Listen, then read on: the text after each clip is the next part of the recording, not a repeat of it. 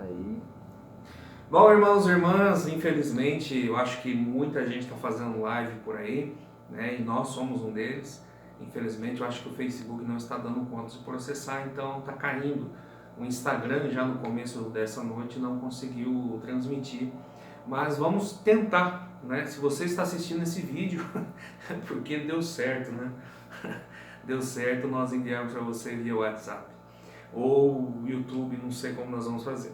Bom, a mensagem de hoje ela está no capítulo 9 de Mateus, versículo 9. Mateus 9:9. É um versículo que nós vamos meditar nessa noite. E antes nós vamos orar. Senhor, obrigado por tudo.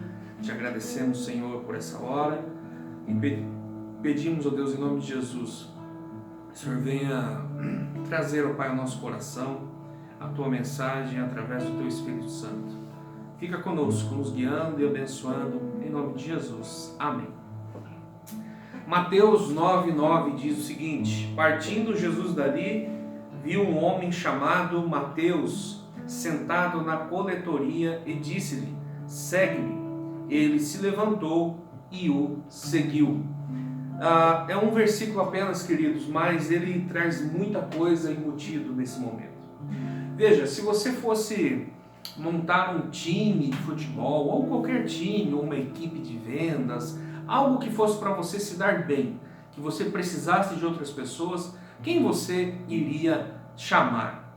Se fosse eu acho que nós vamos ter essa singularidade. Se você e eu tivéssemos que montar uma equipe, nós procuraríamos os melhores, não é verdade? Se fosse uma equipe, por exemplo, de vendas, mais capacitados, com um bom currículo, uma boa fala, comunicação, não é verdade? Se nós tivéssemos que montar um time aí de futebol, nós íamos montar cada um na sua posição, o melhor possível, aqueles que estivessem em destaque. Porém, Jesus, para desenvolver o plano eterno dele, desenvolver o plano de salvação dele, a comunicação da salvação dele, Jesus, vamos dizer assim, que ele escolhe os piores, né? Ele escolhe os piores da época. Vamos imaginar assim, na época de Jesus, quando uma criança ela nascia até uns 6, 7 anos, ela aprendia todo a Torá, ou seja, os 5 primeiros livros da Bíblia ela decorava. Depois disso, dos 6 aos 10 anos, se ela tivesse uma capacidade um pouco mais ainda, ela aprendia o restante dos livros da Bíblia. E depois, então, se ela fosse uma criança super intelectual, acima da média, ela então iria para uma escola de um rabino, de um professor, e aprenderia todas as leis judaicas e se transformaria em um rabino.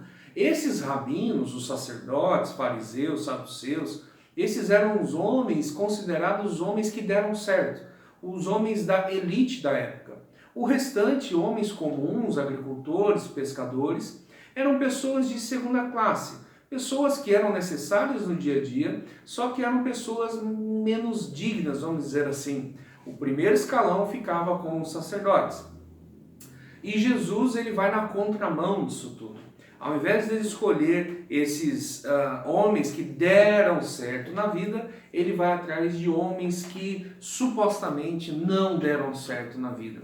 Em Mateus é mais complicado ainda, porque Mateus, este que nós estamos lendo aqui, ele era coletor de impostos, o famoso publicano. Esse coletor de impostos era alguém que era judeu, nasceu em Israel, só que ele trabalhava para o Império Romano.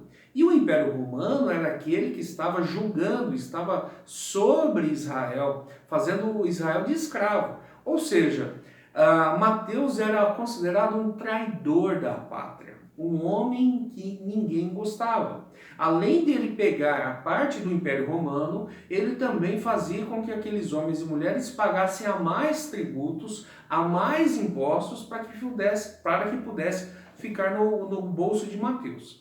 Pois bem, Jesus passa por essa coletoria onde ele está trabalhando e as palavras de Jesus são simples e diretas. Segue-me. Só isso. Uma palavra, segue-me. E o texto diz que ele se levantou e o seguiu.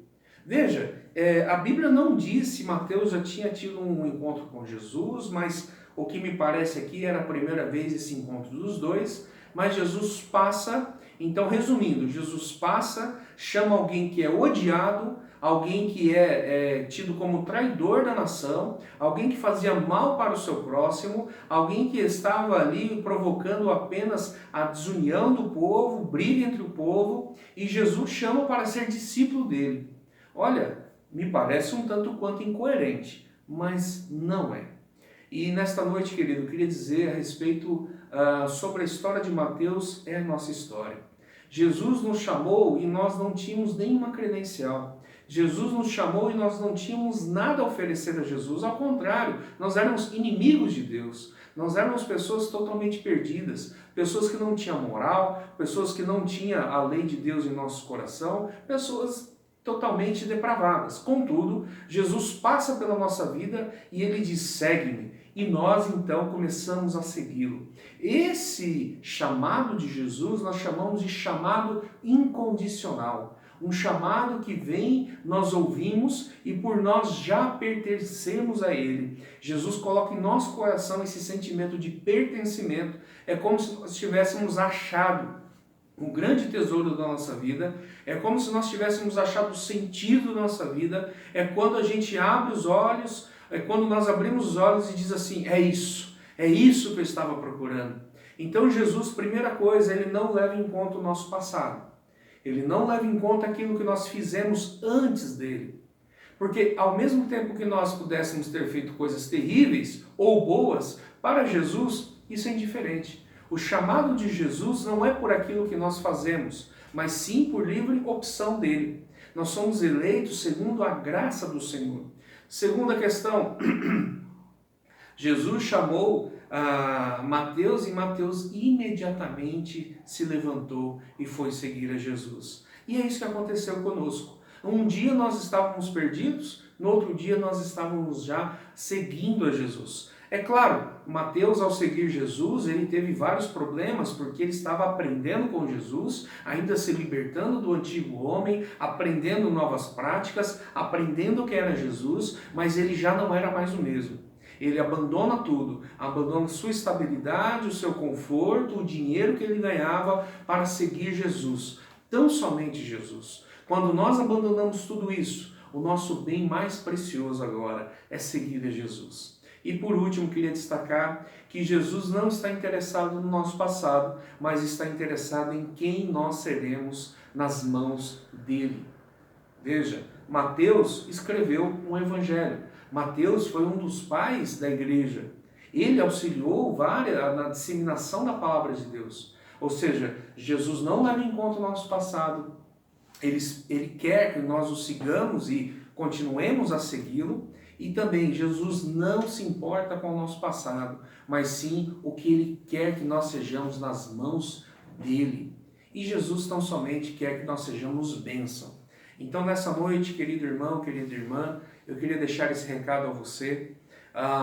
O nosso passado já não nos pertence mais. O nosso passado agora, Jesus já deixou para trás. É claro que muitas vezes nós temos dificuldade, muitas vezes o velho homem, a velha mulher vem bater em nossa porta. É verdade que muitas vezes nós caímos em tentação, às vezes nós caímos nos erros, só que nós agora estamos seguindo a Jesus. E nós devemos continuar a seguir a Jesus. E devemos olhar apenas para uma coisa: quem que o Senhor quer que nós sejamos. Mateus saiu de alguém, de uma situação totalmente ruim, de alguém que levava prejuízo, alguém que era um traidor, para alguém que leva a vida, um conciliador, um reconciliador. Por isso, em nome de Jesus, que nós sigamos o exemplo de Mateus, que ao som da voz de Jesus possamos segui-lo sem olhar para trás, deixando todas as coisas e seguindo a vontade dele e seguindo a voz dele. Que Deus nos abençoe, em nome de Jesus. Espero que amanhã estejamos juntos novamente. Deus abençoe.